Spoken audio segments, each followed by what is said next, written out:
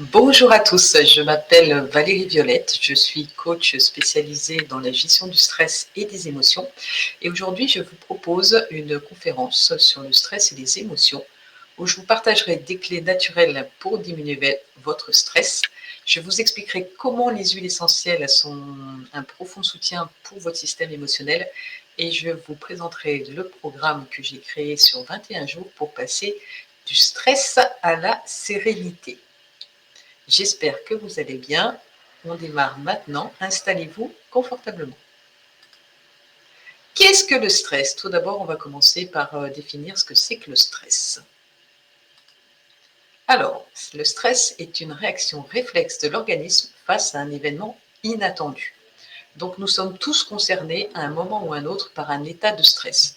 Même si on a l'habitude de faire la méditation, de respirer, d'être zen, à un moment ou à un autre, on est confronté à une situation qui génère du stress, c'est-à-dire une situation où on a un sentiment de perte de contrôle, une situation qu'on n'a jamais vécue, ou une situation où on se sent menacé, mis à l'épreuve, remis en doute, agressé par l'autre. Alors, dans ce sondage, il a été, les personnes ont répondu, c'est ce qui les stressait le plus dans leur vie. Vous voyez qu'il y a le travail qui arrive en premier, l'avenir, que ce soit pour notre avenir personnel ou celui de la planète, la santé, notre famille ou alors le rythme de vie qui nous stresse énormément aussi. Donc le stress est une réaction propre à chacun en fonction de notre propre vécu. Devant une même situation, on ne va pas du tout être stressé de la même façon d'une personne à une autre. Que se passe-t-il quand on ressent du stress ou de l'anxiété? On va différencier deux types de stress. Le stress qui est ponctuel, qui est une réaction de l'organisme face à un danger et qui permet de mobiliser toute notre énergie pour passer à l'action. On a tous été confrontés à cette situation où il y a un danger qui arrive en face de nous et on a le réflexe de réagir alors qu'après on se demande comment on a fait. Mais en fait, c'est grâce à cette première phase où on a un shoot d'adrénaline qui nous fait agir pour nous en sortir. Donc ce stress ponctuel est un mécanisme très efficace. Il devient négatif lorsqu'il est inadapté ou chronique parce qu'il entraîne un épuisement de notre organisme. Il faut comprendre que quand on est sous stress, c'est comme si on était un peu en alerte permanente et au bout d'un moment, notre système immunitaire, on n'a plus l'énergie d'être dans cet état permanent de sur-régime et de surattention et de surtout. Donc, on s'épuise. Et là, c'est là qu'on peut arriver au burn-out si on est dans un stress très chronique qui dure très longtemps. Alors, je ne sais pas si vous vous reconnaissez dans... Alors, le premier stade, on est tous confrontés. Le deuxième et le troisième, effectivement, c'est un peu plus inquiétant pour notre santé. Vous allez voir pourquoi. Alors, vous avez ici une courbe du stress qui montre que le stress n'est pas donc toujours négatif, hein, il peut être très positif quand il est ponctuel. Vous voyez, il y a la courbe du stress avec finalement, quand il est au milieu, le stress optimal qui nous permet effectivement d'avoir confiance en nous, d'être dans l'initiative, dans la progression, dans la créativité et de faire énormément de choses. Donc, si on n'a pas assez de stress, eh ben, on peut manquer d'envie de vivre, de faire des choses. Donc, ce n'est pas spécialement positif non plus. Et alors, si on va dans un excès de stress, ben là, il devient négatif et il peut entraîner de nombreux problèmes physiques. Vous voyez la liste sur l'écran. Le stress ponctuel, lui, nous permet vraiment de nous motiver, de passer à l'action. On sent qu'on est à la limite de notre zone de connue de sécurité, mais tout va bien, on gère pour l'instant. Et puis, il va nous signaler effectivement qu'il y a un ou plusieurs de nos besoins qui ne sont pas respectés, mais il reste constructif, on va dire, et il nous apporte quelque chose de positif. C'est juste quand il devient vraiment en excès ou chronique qui à ce moment-là, est très négatif pour nous, puisqu'il affaiblit aussi notre système immunitaire et peut provoquer de nombreuses maladies. Alors, je ne sais pas si vous arrivez à vous situer entre ces deux stress, si vous vous reconnaissez un petit peu dans certains problèmes de santé. On pourrait avoir certains problèmes de santé sans avoir conscience qui sont liés au stress. Donc, on va essayer de les soigner par plein de médicaments et autres, alors qu'en fait, finalement, en agissant sur votre stress, vous pourriez les supprimer. Alors, derrière le stress se cache toujours une émotion. Donc, on va partir sur qu'est-ce qu'une émotion? C'est pas toujours simple de définir ce que c'est qu'une émotion, puisque les gens de ma génération, et peut-être je ne sais pas de quelle génération vous êtes, n'ont pas été du tout habitués à aller voir leurs émotions. On avait plutôt tendance à mettre un couvercle dessus. On disait, aller voir ses émotions, c'était une perte de temps, ça servait à rien, il fallait passer à l'action. Donc, on a tous été pratiquement habitués à mettre un couvercle sur nos émotions et pas du tout en tenir compte. Qu'est-ce qu'une émotion? Une émotion est une expérience psychologique et physiologique. On la ressent dans tout notre corps. Cette expérience peut être agréable ou désagréable. Et un truc qui est fondamental, c'est de prendre conscience que l'émotion est une énergie en mouvement et que cette énergie, dans certains cas, a vraiment besoin d'être évacuée et de sortir. Principalement les énergies de la colère. La colère est une émotion qui a besoin d'être libérée. Et de nos jours, on a plutôt tendance à la garder à l'intérieur de nous. Enfin, c'est pas bien d'être en colère. Alors, le but, c'est d'arriver à sortir cette énergie de colère sans que ce soit dommageable pour notre entourage. Donc, c'est trouver des moyens de libérer cette énergie sans que ça entraîne des actions négatives pour les autres. On parle d'expériences agréables ou désagréables, on va le voir un peu plus dans l'autre slide. Voilà les 6 grandes familles d'émotions. Et je vous invite aussi à cultiver votre vocabulaire et votre lexique sur les émotions. Parce que, par exemple, dans la colère, entre je suis contrarié et je suis furieux, il y a, vous voyez, une grande échelle. Et pareil pour la peur, est-ce que je suis juste anxieux, inquiet, ou alors je suis terrorisé? Donc, l'invitation que je vous fais aussi quand vous allez commencer à vous intéresser à vos émotions, c'est de noter sur une échelle de 1 à 10 quelle est l'intensité de votre émotion. Parce que quand on est triste, si on est juste déçu ou alors si on est abattu, c'est pareil, on n'a pas la même réponse à apporter à notre organisme pour se sentir mieux. Et il y a aussi quand même des émotions qui sont très agréables, comme la joie, et elles qui nous expansent. On va voir un petit peu. Je vous invite là, si vous êtes en train de me regarder, de voir dans quelle maison, dans quelle famille d'émotions vous êtes le plus souvent. Alors peut-être que vous allez dire, ben moi je suis dans l'angoisse, la peur, mais pas que. Alors peut-être que vous êtes dans l'angoisse à 8 sur 10, mais je vous invite à aller voir si dans les autres familles, vous n'y êtes pas aussi un petit peu, et à quel moment dans votre vie, il y a aussi des morceaux de joie. On n'est pas qu'une seule émotion.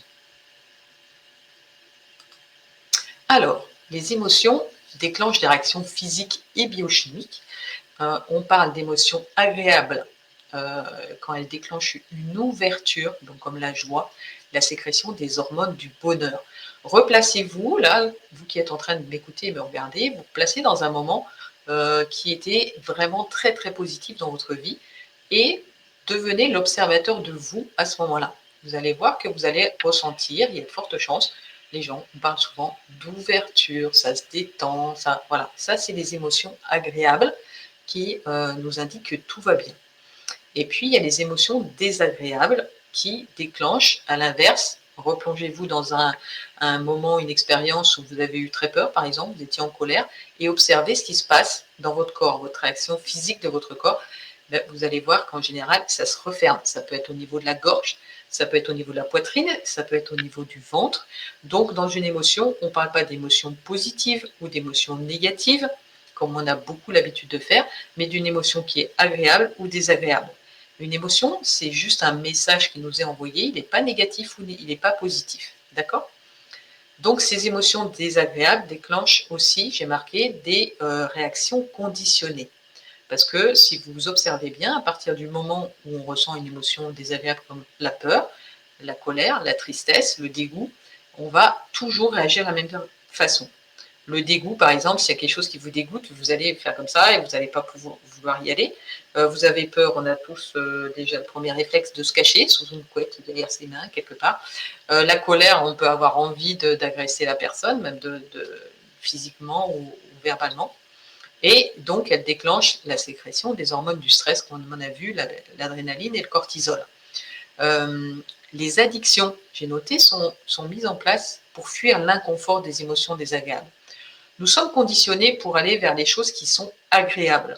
Donc, à partir du moment où on ressent quelque chose, un état qui est désagréable, on va aller chercher à l'extérieur quelque chose qui va nous faire du bien.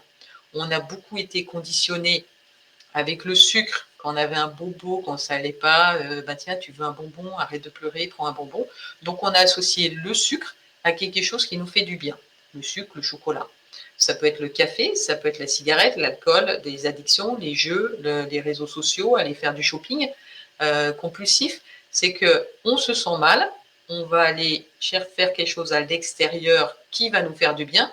Le seul problème, c'est que ça ne dure pas. Donc pendant quelques instants, quelques minutes, quelques heures, on se sent bien et en fait, comme on n'a rien réglé du tout, ben, le côté désagréable revient et à ce moment-là, on va rechercher encore quelque chose à l'extérieur.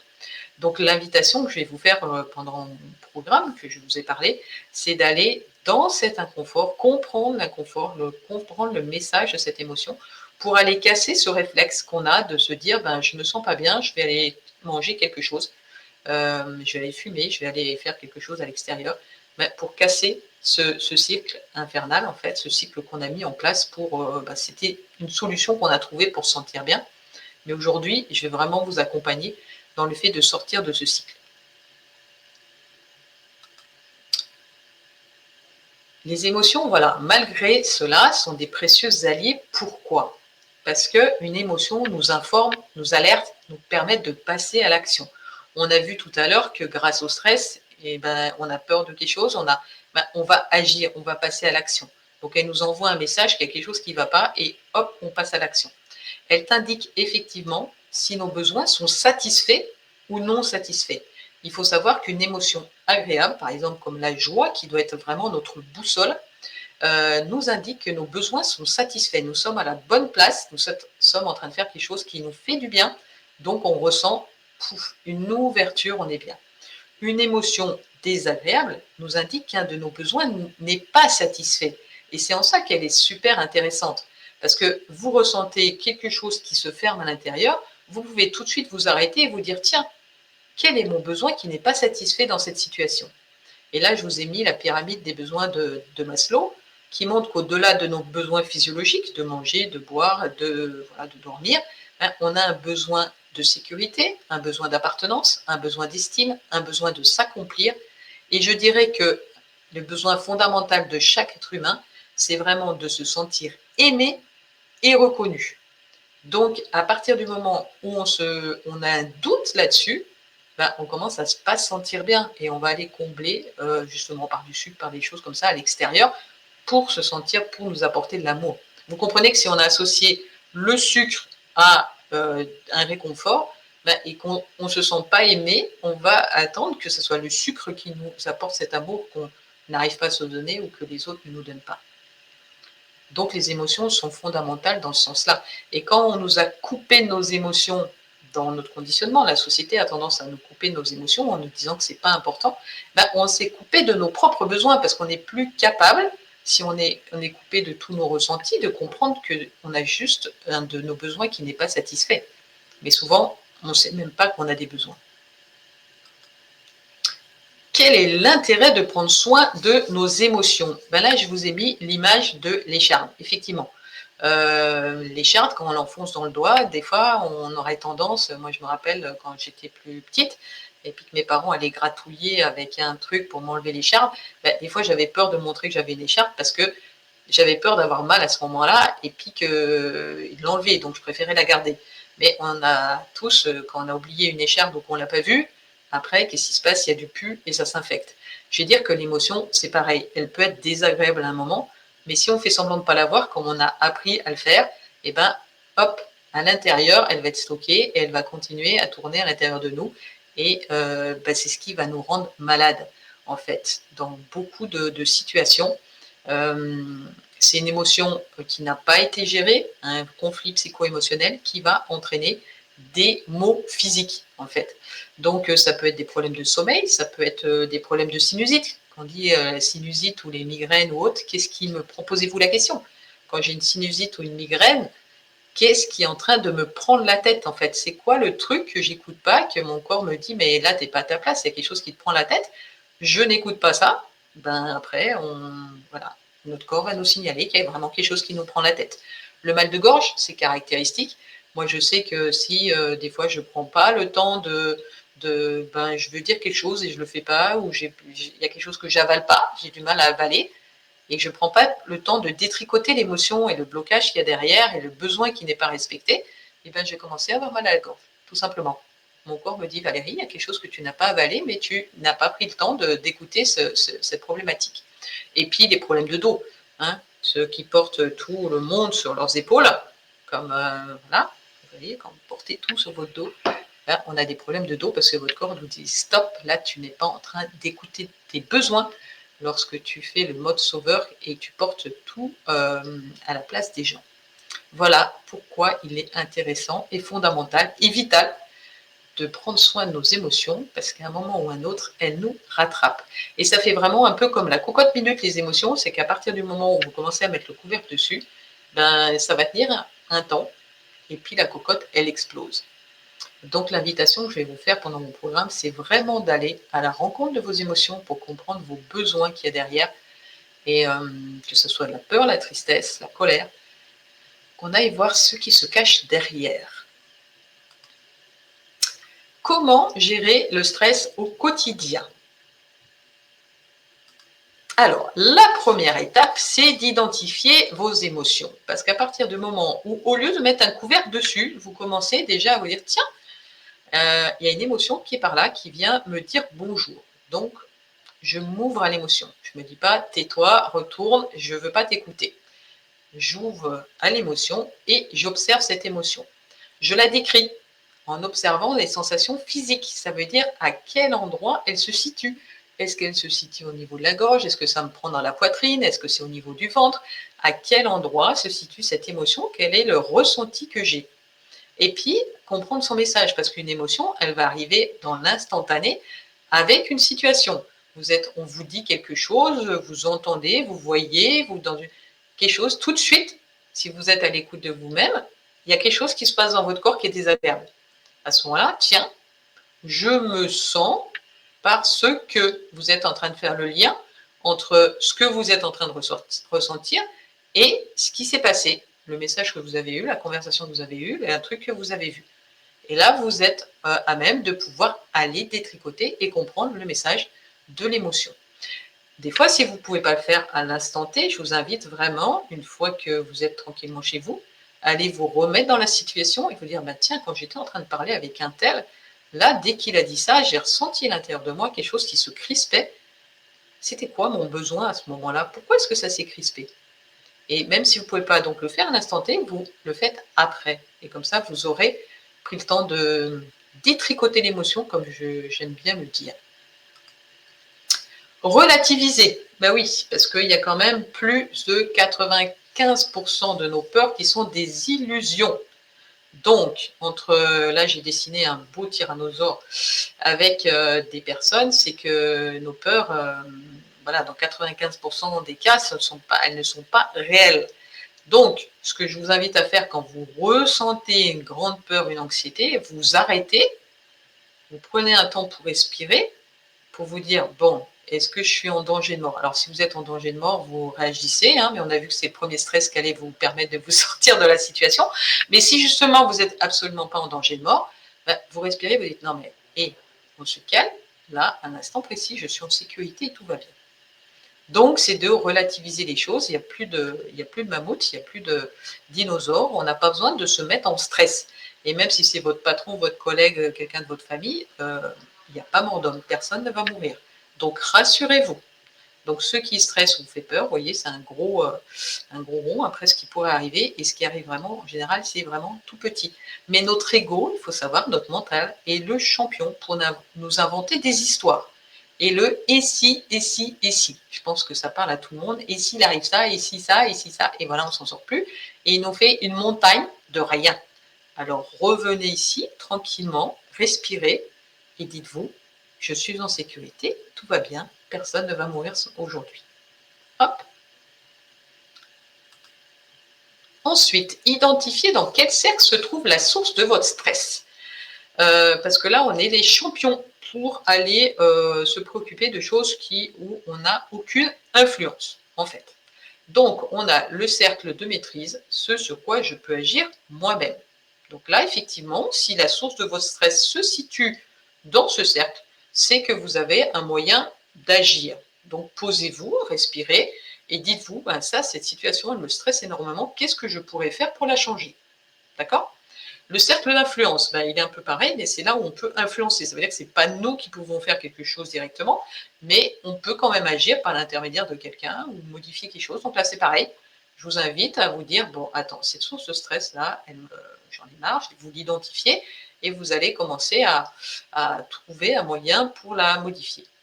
Et puis alors, le dernier cercle, ben là, on est champion, hein, notre ego, il est champion pour nous mettre, nous faire peur avec des choses qui sont dans ce cercle, mais en fait, on n'y peut rien du tout, c'est en dehors de notre contrôle.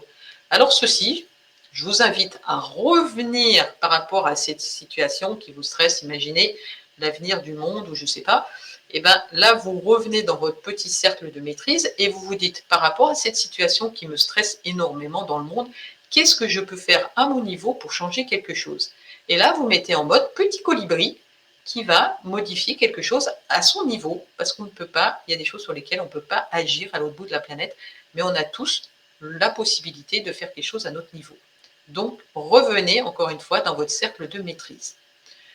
Quelque chose qui est fondamental pour diminuer son stress, c'est de respirer. Quand vous sentez stressé, angoissé, vous arrêtez, vous respirez, vous revenez ici dans votre cœur, tranquillement. Moi, je suis la reine des autocâlins, donc vous vous serrez dans vos bras et vous dites « tout va bien, je suis en sécurité ». Déjà, vous dites ça, vous allez sentir à l'intérieur de vous que le stress il diminue. Allez marcher dans la nature, pratiquer une activité physique pour libérer les émotions par le mouvement. Ça, c'est super important, principalement avec l'émotion de la colère qui a besoin de sortir. Alors moi, je parle souvent du punching ball. Allez-y, prenez un punching ball, hurlez dans votre oreiller, allez courir, tapez des pieds. Les enfants, ils ont tout compris. Quand ils sont en colère et qu'ils sont petits, ils se roulent par terre, ils tapent des pieds. Puis nous, adultes, on leur dit que c'est pas bien. Mais en fait, ils ont trouvé comment libérer leur émotion. Donc à nous de trouver quelque chose pareil pour libérer notre émotion de la colère. Quand on la stocke à l'intérieur de nous, au bout d'un moment, elle fait du poison. Elle nous empoisonne et on tombe malade. Faire des choses qui vous mettent en joie, qui vous font du bien. Des choses qui nous mettent en joie, c'est des choses qu'on pourrait faire pendant des heures. Ou des choses, vous êtes fatigué, vous les commencez, vous avez repris de l'énergie. Ça peut être des personnes que vous allez voir, vous vous sentez super bien derrière. Donc faites des choses qui vous font du bien. Donc faire les autocâlins, je l'ai déjà dit, et se couper de toute source de stress dans la mesure du possible. Si vous identifiez des stresseurs dans votre vie, ben, éloignez-vous de ces stresseurs. Personnellement, j'ai fait le choix de ne plus du tout écouter les informations parce que, en fait, ça me stresse et ça m'empêche de rayonner qui je suis. Donc, j'ai décidé de me couper des informations. Mais vous, coupez-vous de toutes les choses qui vous stressent. Voilà, ce que vous pouvez. Il y a des choses qu'on ne peut pas enlever, mais on peut les limiter. Et la quatrième clé, et que j'utilise énormément dans mes accompagnements et à titre personnel, c'est je soutiens mon système émotionnel avec des huiles essentielles.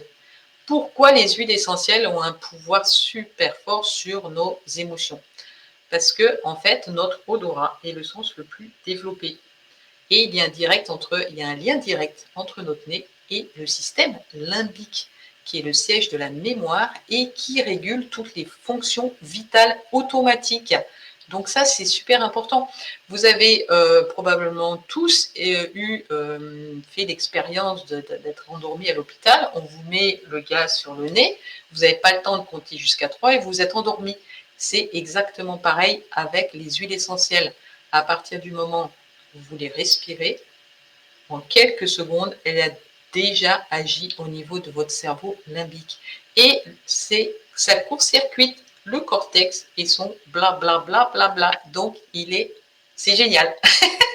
C'est génial.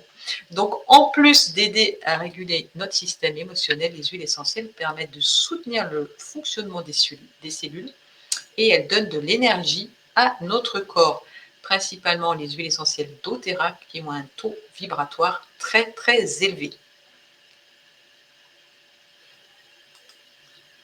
Alors, Diminuer notre stress et apprivoiser nos émotions ne se fait pas d'un coup de baguette magique. Vous aurez compris que si ça fait des années que vous n'avez jamais été habitué à aller apprivoiser vos émotions et comprendre vos émotions, vous n'avez même pas été les voir, c'est pas juste en écoutant ma conférence que vous allez y arriver. C'est comme si je vous mettais un piano ou un instrument dans les mains, et ben, c'est pas en 5 minutes que vous allez apprendre à en jouer. Donc dites-vous que apprivoiser ces émotions, ça s'apprend, c'est tout un chemin. Mais aujourd'hui, finalement, vous avez peut-être fait le premier pas dans ce sens et je vous en félicite. Félicitez-vous d'avoir fait ce pas. Et comme ça ne se fait pas d'un coup de baguette magique, c'est pour cela que je vous propose effectivement un programme de 21 jours pour retrouver la sérénité, un équilibre émotionnel et de l'énergie. Parce qu'en fait, vous avez vu que d'être sous stress, sous cortisol, ça diminue notre système immunitaire et ça nous affaiblit au niveau énergétique. Donc après, on se traîne, on a envie de rien, on n'a plus de sens à la vie. Donc rien que d'aller agir à ce niveau-là, vous allez retrouver de l'énergie, vous sentir bien dans votre peau, avoir envie de faire plein de choses et surtout, malgré le stress environnant, vous retrouvez à l'intérieur de vous en paix et serein. Donc j'ai créé ce protocole et il s'appuie sur les 6 synergies du kit émotion de doTERRA qui sont absolument fabuleuses pour moi. De 3 soins énergétiques d'Ivan Skibik. Alors Ivan Skibik, si vous tapez sur internet, vous allez trouver, il propose des soins énergétiques toutes les semaines et il a créé une application 333 Go où il propose des soins énergétiques, des exercices quotidiens mais puissants, ça veut dire que je vous accompagne pas à pas, jour par jour, pour avancer et apprendre à vous connaître, à décortiquer vos émotions, à comprendre vos besoins, à devenir, comme je dis, des émotionnautes, apprendre à gérer tout ça. Et un groupe WhatsApp, voilà, privé pour vous accompagner. Tous les jours, je vais libérer des petites capsules vidéo et puis on va échanger ensemble sur vos ressentis. Alors, les 6 synergies du kit émotion que je propose, c'est Forgive qui est le pardon. Ensuite, on passe avec Console, c'est la synergie de réconfort. Peace, pour avoir la paix intérieure. Et on passe ensuite sur Passion, l'amour, l'ouverture de cœur. Cheer, qui est la joie. Et Motivate, pour passer à l'action.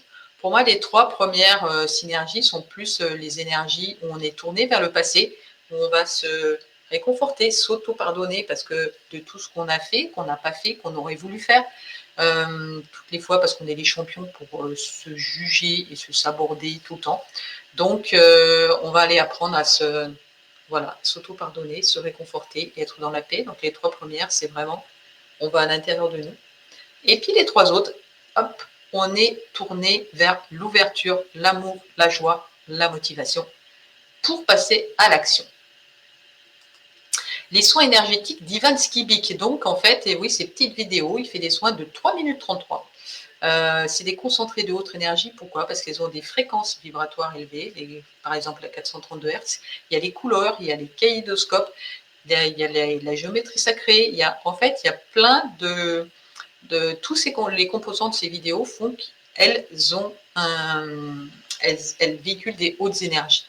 Donc, les 3 soins que je vous offre, en fait, c'est confiance en soi et dans la vie, l'amour de soi et cultiver la gratitude. Donc pendant 21 jours, vous allez regarder ces soins, recevoir ces soins, en plus du soutien des huiles essentielles, des synergies.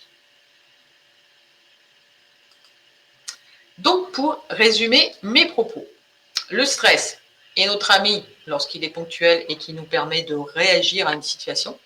Il devient notre ennemi lorsqu'il est chronique puisqu'il entraîne de nombreuses maladies et diminue notre énergie vitale et baisse notre immunité. Une émotion est une messagère qui nous indique si nos besoins sont satisfaits ou non satisfaits. Ça, c'est fondamental si vous devez vous rappeler de quelque chose. Ça, c'est que l'émotion, c'est un messager. Donc, ça pas du tout, elle n'est pas négative ou elle n'est pas positive, elle nous apporte un message. C'est un peu comme si, quand il y a le facteur qui arrive, et ben, si c'est les impôts, vous allez taper sur le facteur parce que, en fait, il vous apporte une mauvaise nouvelle.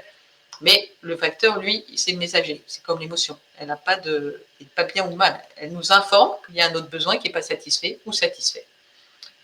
Les clés naturelles pour diminuer notre stress, accueillir l'émotion pour comprendre son message et la libérer. Relativiser, prendre de la hauteur pour vous dire: «Attends, je suis en sécurité, tout va bien». Identifier, très important, dans quel cercle se trouve la source de ton stress et à mon sens, des alliés vraiment phénoménal, les huiles essentielles pour réguler naturellement notre système émotionnel.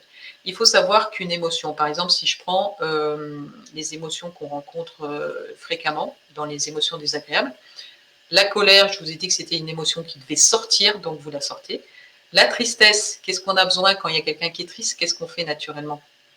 On va le prendre dans nos bras, on n'a même rien à lui dire, on va le réconforter. Et la peur, c'est pareil, on se réconforte. Donc pensez vraiment à vous réconforter quand vous avez une émotion désagréable. Mon programme pour passer de l'anxiété à la sérénité, donc de 21 jours qui commence le 21 septembre.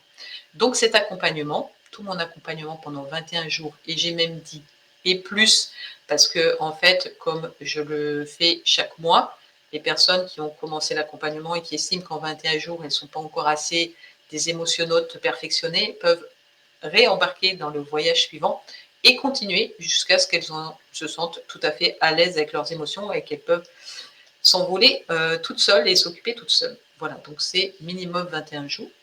J'offre cet accompagnement pour l'achat du kit émotion de doTERRA et au moment où je fais cette vidéo, le kit est à 157 € avec un roll-on de la vente pour que vous puissiez bénéficier de l'adhésion client premium. Donc, en achetant ce kit, vous devenez client doTERRA, vous avez accès à toute la plateforme et à 25% de réduction. Et puis, mon accompagnement qui est offert aussi. Et en plus, j'offre une séance de coaching si vous inscrivez à mon programme avant le 9 septembre. Alors, si vous regardez cette vidéo après le 21 septembre, n'hésitez pas à me contacter parce que comme je vous ai dit, mon programme, je le reproduis chaque mois. Donc, il y a probablement un départ prochainement. Donc, je vous remercie d'avoir été attentif et d'être arrivé jusque-là. Vous pouvez me contacter par téléphone ou m'envoyer un mail et vous pouvez me suivre, me retrouver sur les réseaux sociaux. J'ai une page sur Facebook, Instagram et un compte YouTube, une page YouTube où vous retrouverez plusieurs petites capsules que je fais un peu pour vous donner des astuces pour vivre mieux. Voilà, j'espère que cette conférence vous aura plu et je vous dis à très vite.